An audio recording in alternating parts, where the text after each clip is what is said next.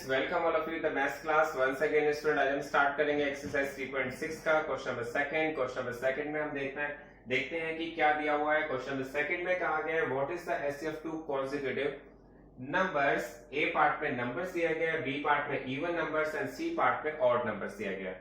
तो स्टूडेंट्स, हमें देखना है कि सबसे पहले समझना है कि हमें जो एचसीएफ फाइंड करना है कॉन्सेक्यूटिव नंबर्स का करना है।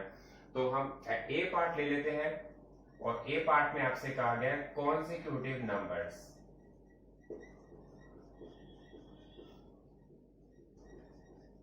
तो सबसे पहले हमें यहाँ पर एक वर्ड है कॉन्सेक्यूटिव, इसका मीनिंग समझना होगा। कॉन्सेक्यूटिव का मतलब होता है लगातार।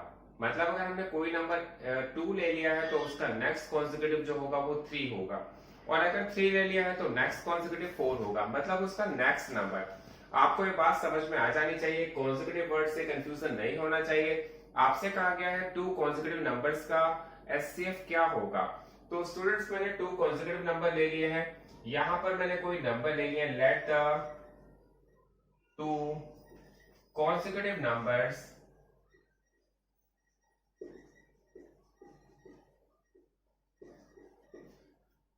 To and 3। मैंने यहाँ पर 2 नंबर्स लिए हैं 2 एंड 3, और 2 एंड 3 का यहाँ पर हम क्या कर रहे हैं, एचसीएफ फाइंड कर रहे हैं। तो एचसीएफ फाइंड करने के लिए स्टूडेंट्स यहाँ पर आपको सबको पता होना चाहिए कि एचसीएफ तो हमारे पास जो 2 है इसके प्राइम फैक्टर क्या होंगे। ज्यादा से ज्यादा हम इसे 1 इंटू 2 रख सकते हैं और इसे 1 इंटू 3 रख सकते हैं, क्योंकि प्राइम नंबर्स हैं दोनों ही। और प्राइम नंबर्स ना भी हो तो हम इनके जो प्राइम फैक्टर हैं वो 1 इंटू 2 या 1 इंटू 3 कर पा रहे हैं। तो इनका जो एचसीएफ होगा, दोनों का एचसीएफ 1 होगा। तो स्टूडेंट्स, यहां पर हमें क्लियर हो जाना चाहिए कि यहां पर अगर हमारे पास कोई भी 2 कॉन्सेक्यूटिव नंबर्स दिए गए हैं तो उनका एचसीएफ हमेशा 1 होगा। नेक्स्ट पार्ट है बी पार्ट, और बी पार्ट में आपसे कहा गया है कि अगर 2 कॉन्सेक्यूटिव इवन नंबर्स हो तो हमने यहां पर क्या किया है, हमने लिया है late the 2 consecutive even numbers.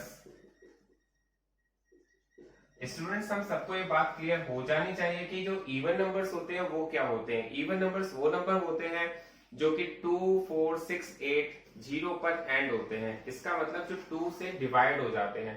तो हमने यहाँ पर कॉन्सेक्यूटिव इवन नंबर्स यहाँ पर जो लिए हैं वो जो लिए हैं 2 एंड 4। आप अपनी तरफ से कोई और नंबर्स भी ले सकते हैं, कोई भी एग्जांपल के लिए आप कोई और नंबर भी ले सकते हैं। 4 और 6 भी ले सकते थे या 6 और 8 भी ले सकते थे, लेकिन यहाँ पर जो हमने लिए हैं 2 एंड 4। तो स्टूडेंट्स, आपसे कहा गया है कि आप इनका एचसीएफ को फाइंड कीजिए, और एचसीएफ फाइंड करने के लिए हमने यहाँ पर क्या किया है, 2 का भी प्राइम फैक्टर कर दिया है और 4 के भी प्राइम फैक्टर कर दिए हैं। तो 2 का फैक्टर करने पर तो 1 इंटू 2 ही रखा जा सकता है, और 4 के फैक्टर करने पर हमने 2 इंटू 2 ही रख सकते हैं। हमने देखा है कि इन दोनों के प्राइम फैक्टर करने पर हमारे पास जो एचसीएफ आएगा वो 2 आएगा।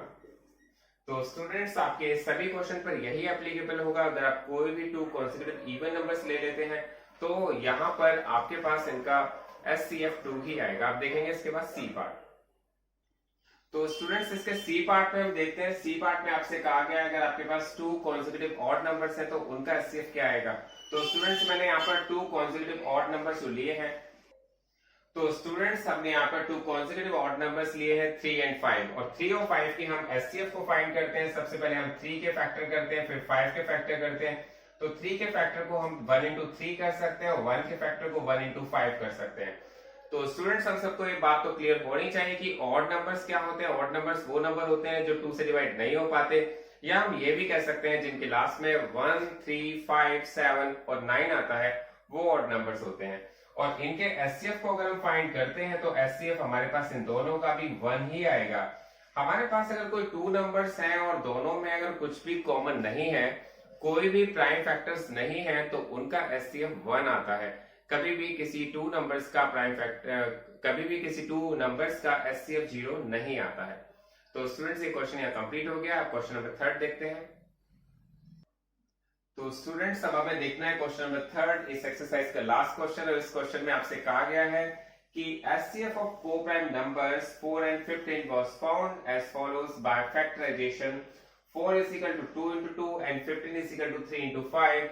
Since there is no common prime factor, so SCF of 4 and 15 is 0 is the correct answer. 0 is the correct answer. If not, what is the correct SCF? तो स्टूडेंट्स आपसे इस क्वेश्चन में क्या कहा गया है? इस क्वेश्चन में आपसे कहा गया है कि हमारे पास एक नंबर है 4 और दूसरा नंबर है 15। अगर हम 4 के प्राइम फैक्टर करते हैं तो 2 into 2 आते हैं और 15 के प्राइम फैक्टर करते हैं तो 3 into 5 आता है। तो स्टूडेंट्स आपसे कहा गया है दोनों नंबर्स के अगर हमने प्राइम फैक्टर कर दिए हैं और अगर हमने इनके एचसीएफ को देखा है तो क्या इनका एचसीएफ, क्योंकि इसमें से कोई भी कॉमन फैक्टर नहीं है, आप देखेंगे ना तो 2 दोनों में आ रहा है, ना 3 दोनों में आ रहा है, ना 5 दोनों में आ रहा है, तो इसका मतलब इन दोनों में से कुछ कॉमन नहीं है। तो क्या इसका एचसीएफ 0 हो सकता है?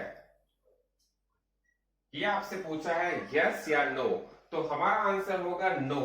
स्टूडेंट इससे पहले के क्वेश्चन में मैंने आपको क्लियर किया था कि कभी भी हमारे पास किसी भी 2 नंबर्स का एचसीएफ 0 नहीं होता है। अगर हमारे पास कोई भी कॉमन फैक्टर्स नहीं आते हैं तो हम उनके एचसीएफ को 1 तो रख ही सकते हैं।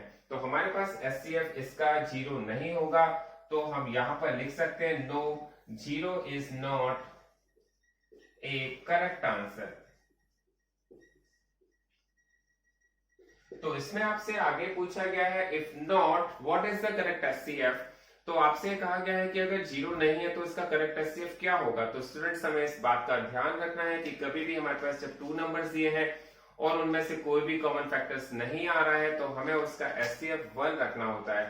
जो मिनिमम एचसीएफ होता है किसी भी 2 नंबर्स का वो 1 होता है।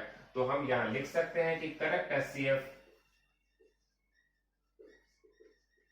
Of 4 and 15 is 1। तो स्टूडेंट्स ये क्वेश्चन भी हमारा यहाँ पर कंप्लीट होता है और ये एक्सरसाइज भी अब यहाँ पर कंप्लीट हो गई है। नेक्स्ट वीडियो में देखेंगे एक्सरसाइज 3.7।